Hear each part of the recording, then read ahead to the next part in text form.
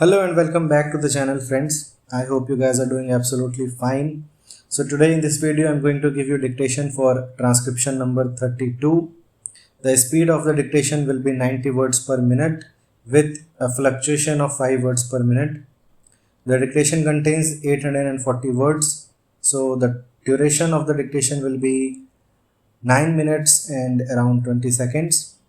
The dictation begins in 10 seconds, so be ready for it.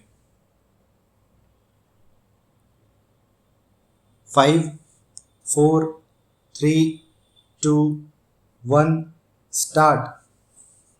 Mr. Vice Chairman, knowing the honorable mover of this resolution to be a good parliamentarian, I had expected that he would place before the House all sides of this problem.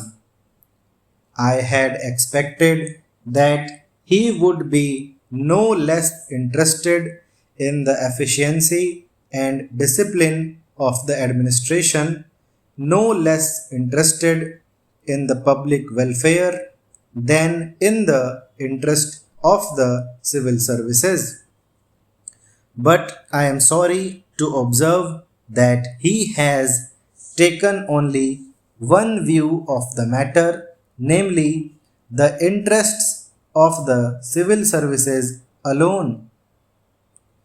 He has not at all dwelt upon the frightful consequences which a strike of the sort we had the misfortune to have would have had on the country and the people in general. He has spoken, no doubt, in measured tones, unlike the honorable member who sat to his right in the morning and who raised a shout wanting to make up by sound what his arguments lacked in force.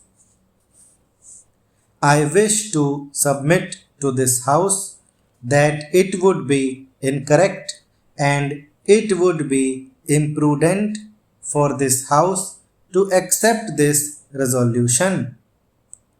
It would be incorrect because by accepting this resolution, we would be laying down something bad in principle, and we would also be accepting a policy which would be suicidal and which would cut at the roots of discipline in the services. To the merits of reinstatement or otherwise of these persons, I will come later on.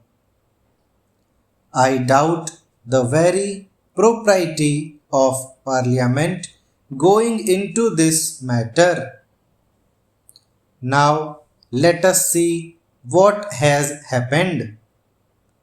Whether right or wrong, departments have taken up the question of these strikers, those who took part in this strike, those who indulged in disobeying the ordinance, several cases of sabotage and intimidation, including criminal ones, have been gone into, and the authorities have taken some decision.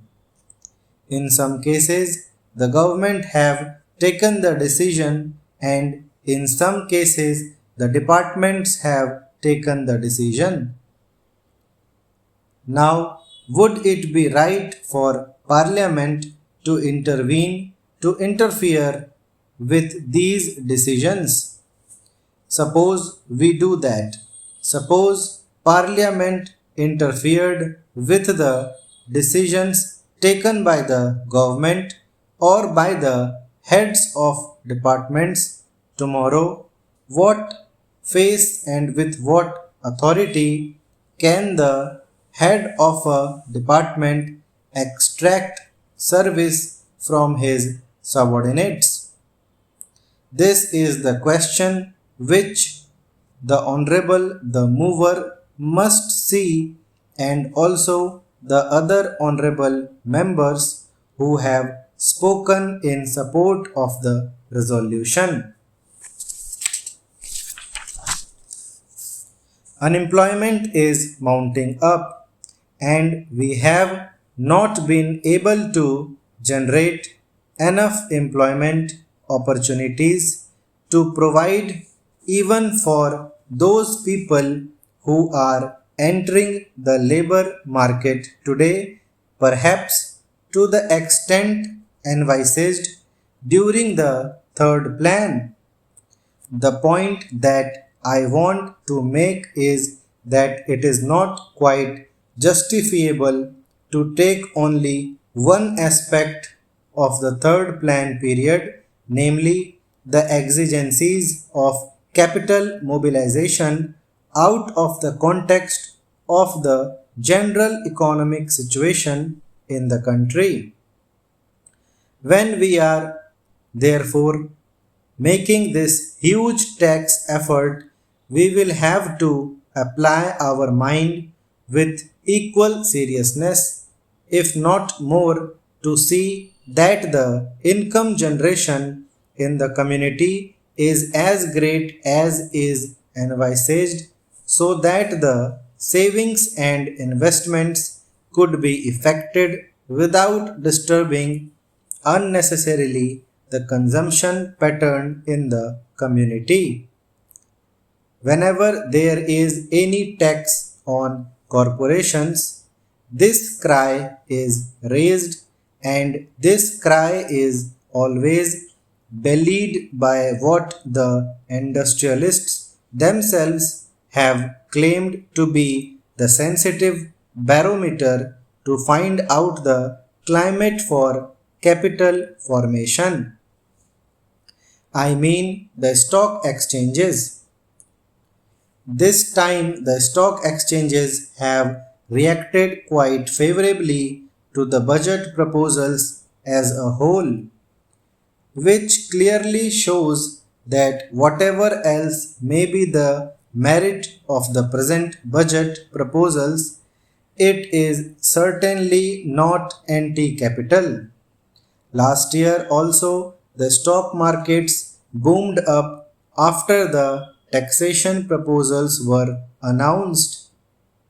This time, though they were a little hesitant at first, ultimately I think they have realized that there is nothing wrong with the taxation proposals, and they are now merrily mounting up.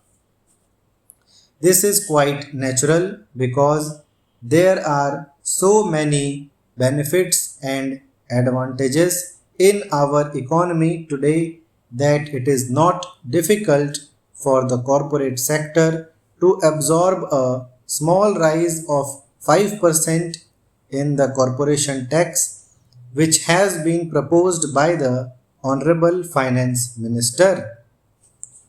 The economy of the nation today is more or less a closed economy because, due to the lack of external finances, imports have been virtually prohibited.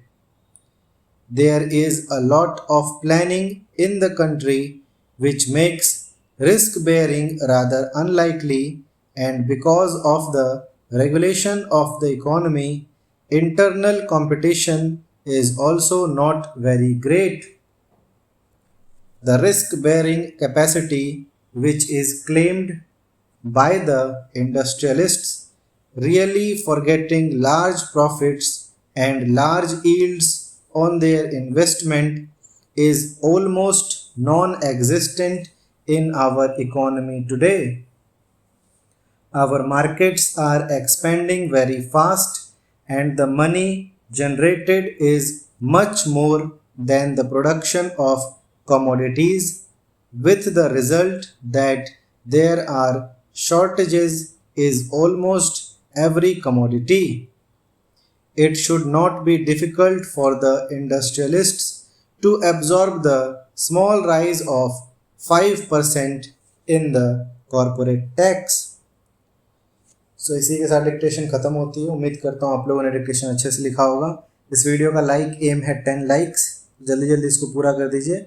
उसके बाद हम लोग अगली transcription पे चलते हैं। Thank you.